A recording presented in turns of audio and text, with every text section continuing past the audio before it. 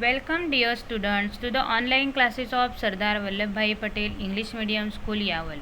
My name is Kamini Bonde. Today we are going to learn Standard 5 Subject EVS 1 Lesson number 3 The Earth and its Living World. देखो भी अर्थ और उसमें रहने वाले living things के बारे में हम इस लेसन में पढ़ाई करने वाले हैं। अभी यहाँ पे हमें एक पिक्चर दिया हुआ है, देखो तो ज़रा पिक्चर में क्या दिखाई दे रहा है आपको। तो ये जो पिक्चर है ये अर्थ का पिक्चर है। अभी यहाँ पे ये जो ऊपर वाला भाग है ये क्या है, आसमान है, और इस पार्ट को क्या बोलते हैं, एटमॉस्फियर। ओके, अभी इस अर्थ के बीच में ये जो पानी है इस पार्ट को बोलते हैं हाइड्रोस्फीयर, और नीचे जो ये ज़मीन है इस पार्ट को बोलते हैं lithosphere,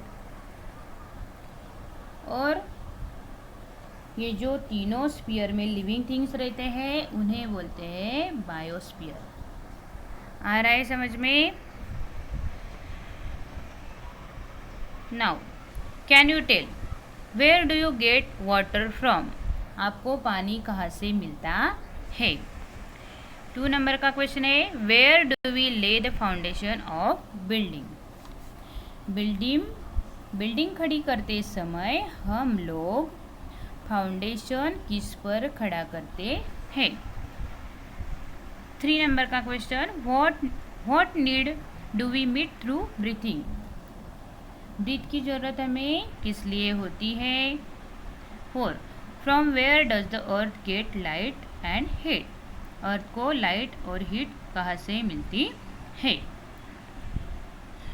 then on the surface of the earth we find land in some places and water in others.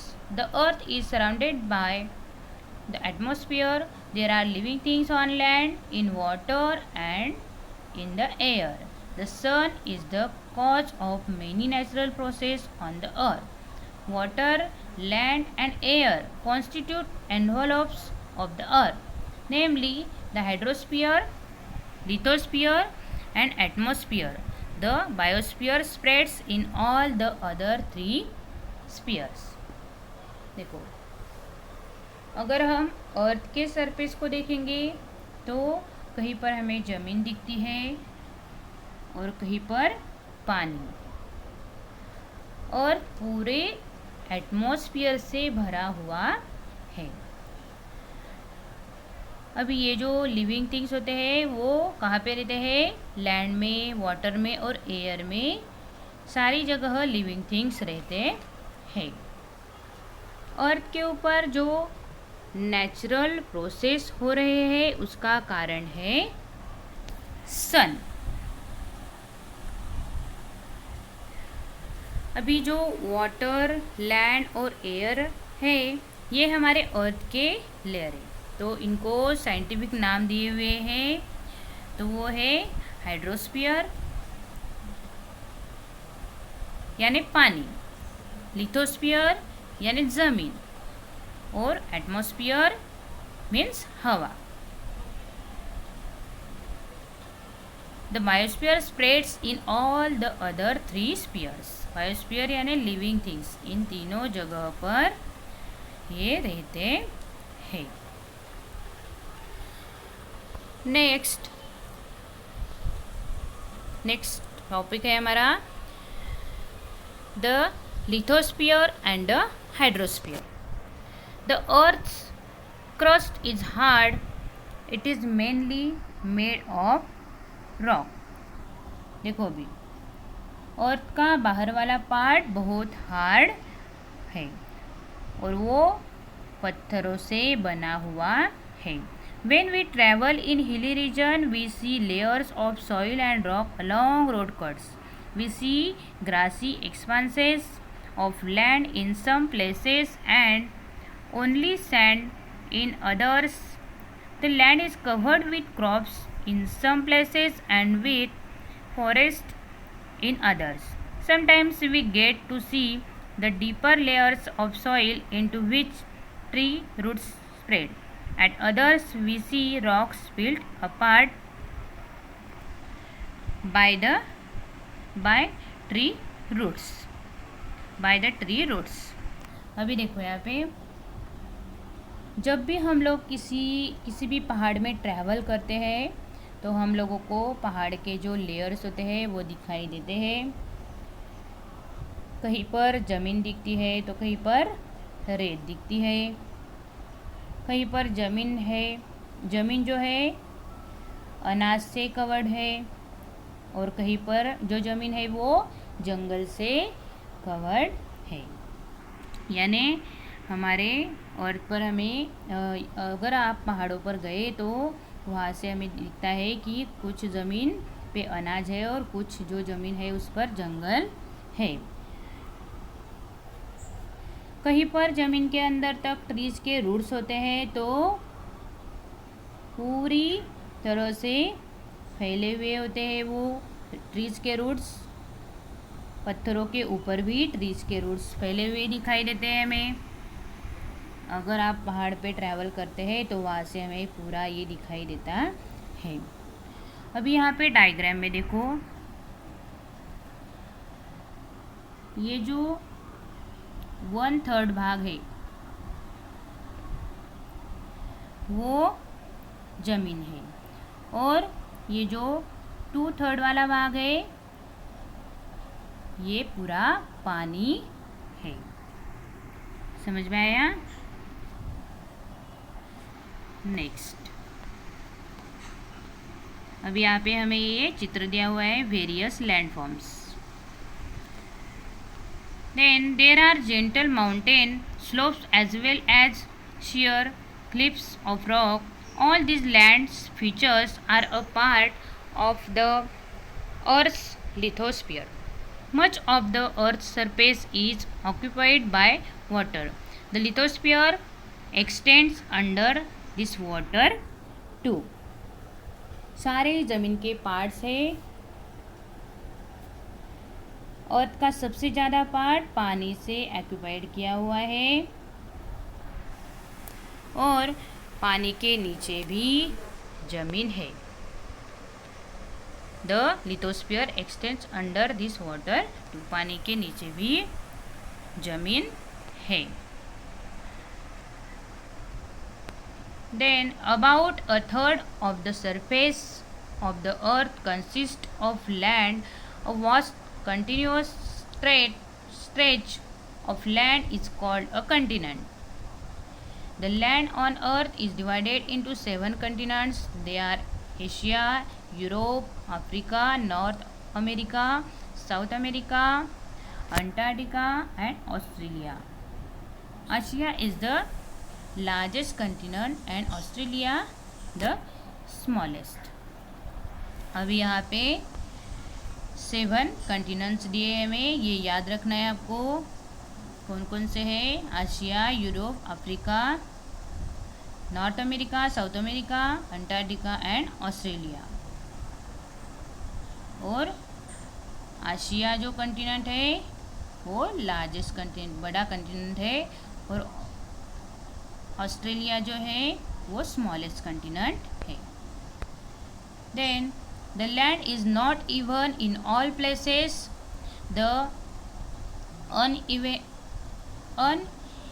unevenness gives different shapes to the land in different places. They are called landforms. In the picture above you can see some landforms like the plain, hill, mountain, etc. अभी देखो, हर जगह पे ज़मीन एक जैसी नहीं होती. ज़मीन ऊपर नीचे होने से क्या हुआ, ज़मीन का शेप अलग अलग हो गया है. अभी यहाँ पे चित्र में देखो, यहाँ पे हमें ये चित्र दिया है. कौन सा है ये पिक्चर? Various landforms. अभी देखो यहाँ पे इस वजह से क्या हुआ, अलग अलग लैंडफॉर्म्स तैयार हो गए. किसकी वजह से? ये ज़मीन जो ऊपर नीचे होने से ज़मीन के शेप जो अलग अलग हो गए और इसकी वजह से लैंड फॉर्म्स तैयार हो गए। कौन कौन से, देखो यहाँ पे माउंटेन है, दिखाई दिया आपको, देखो ये माउंटेन है, हिल है, वैली है ना, अलग अलग रिवर है, प्लेट्यू है, ऐसे अलग अलग लैंड फॉर्म्स तैयार हो गए। Next, 2/3 of the earth's surface is covered with water. Most of this water is in the oceans. Ocean water is salty. There are 5 oceans, namely the Atlantic, Pacific, Arctic, the Southern Ocean and the Indian Ocean. अभी देखो 2/3 surface पानी से covered है। सबसे ज़्यादा पानी समुंदर के रूप में है। देखो ओशन का पानी और खारा होता है, पता है हमें। और यहाँ पे 5 ओशंस दिए हुए हैं हमें। कौन कौन से है वो? पहला है Atlantic, next Pacific, Arctic, the southern ocean and the Indian ocean. The land along the margins of an ocean is called a coastal region. Water bodies of different shapes and sizes are formed along the coast, for example sea, bay, strait, gulf, creek, etc. These water bodies are part of the ocean. अभी समुंदर की जगह को कहते हैं coastal region. Coastal region means समुंदर का किनारा। अभी इस किनारे में कौन कौन से वाटर बॉडीज रहते हैं? तो देखो यहाँ पे दिए हैं हमें sea, bay, strait, gulf, creek. ये है, these are water bodies are part of the ocean. Next topic है हमारा surface water. There are many streams of water flowing over the land. This water is not salty but fresh. These streams of water may be rills, brooks, streams or river. Rills are the smallest and rivers the biggest. देखो surface water में अभी बहुत सारे छोटे छोटे पानी के झरने ज़मीन में बहते रहते हैं। ये पानी खारा नहीं होता। ये जो झरने का पानी होता है वो खारा नहीं होता, वो फ्रेश होता है, मीठा होता है। तो ये मीठा पानी हमें रील्स, ब्रुक्स, स्ट्रीम्स और रिवर से मिलता है। Rills, brooks, streams join each other to form rivers.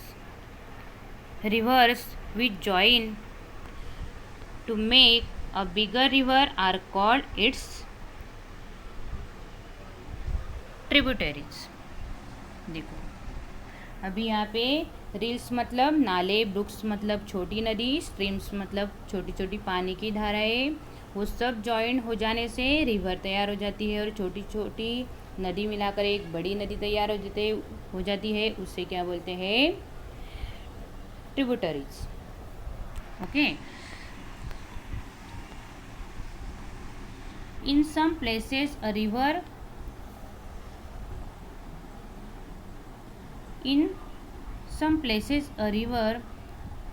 cascades down a sudden drops. This forms a waterfall.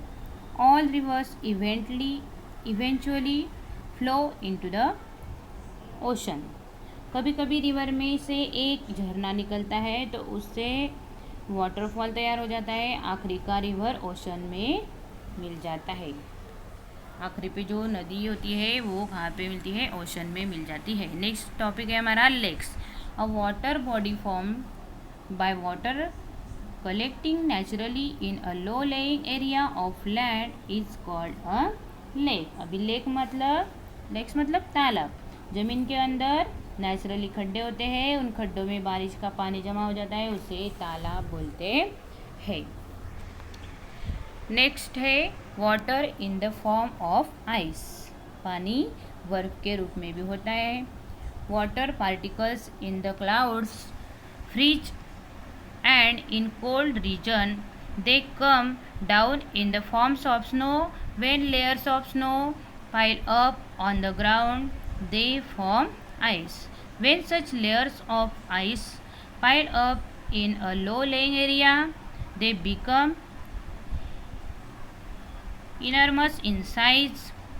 These huge mass slip down a slope at a very slow speed. This is called a glacier. अभी देखो, पानी के particles के clouds होते हैं, फिर वो वहाँ पर फ्रीज मतलब जम जाते हैं। जहाँ बहुत ठंडी होती है वहाँ बर्फ़ भी नीचे आ जाता है। फिर ये स्नो ज़मीन पर जमा हो जाता है, उसे आइस बोलते हैं। फिर ये साइज़ में बढ़ जाते हैं। अभी ये जो बर्फ़ का बहुत बड़ा मास तैयार होता है, उससे एक स्लोप हो जाता है और नदी बहने लगती है, उसे कहते हैं ग्लेशियर मीन्स हिम नदी। ग्लेशियर मीन्स हिम नदी, यानी बर्फ की नदी। There are also huge blocks of ice floating in the sea, they are called ice ball. अभी नेक्स्ट है ground water. Besides this water bodies on the earth surface, there is a lot of water stored in underground layers of rock. It is called groundwater. We reach it by means of dug wells and bore wells. Many lakes and wells get water from underground springs. अभी ground water में देखो, ज़मीन के अंदर जमा हुआ पानी, देखो बारिश का या नदी का पानी ज़मीन के अंदर जमा हो जाता है, उसे ग्राउंड वाटर बोलते हैं। ज़मीन के अंदर जो पानी जमा होता है, ये पानी यूज करने के लिए लोग ऐसे कुआं खोदते हैं। देखो यहाँ पे ये जो पिक्चर में हमें दिख रहा है, ये क्या है? कुआं है। तो ये जो ज़मीन के अंदर पानी जमा हो जाता है, ये पानी यूज़ करने के लिए लोग कुआं खोदते हैं। नहीं तो ये जो नीचे है बोरवेल्स, ये भी खोदते हैं। ओके, अभी नेक्स्ट, द वाटर और ice that occupies the earth's surface, groundwater and the water vapor in the atmosphere together from the earth's hydrosphere. पानी जो है वो पानी के रूप में और बर्फ़ के रूप में अर्थ पर है, ग्राउंड वाटर में भी है, और पानी का भाप होता है, उसमें भी पानी होता है। ये सब मिला के क्या बन जाता है? हाइड्रोस्फीयर बनता है। समझ में आया आपको? यहाँ तक आज हम यह लेसन पढ़ेंगे। इतना लेसन आपको समझ में आया? Okay, thank you dear students. Please like and subscribe our channel. Thanks again.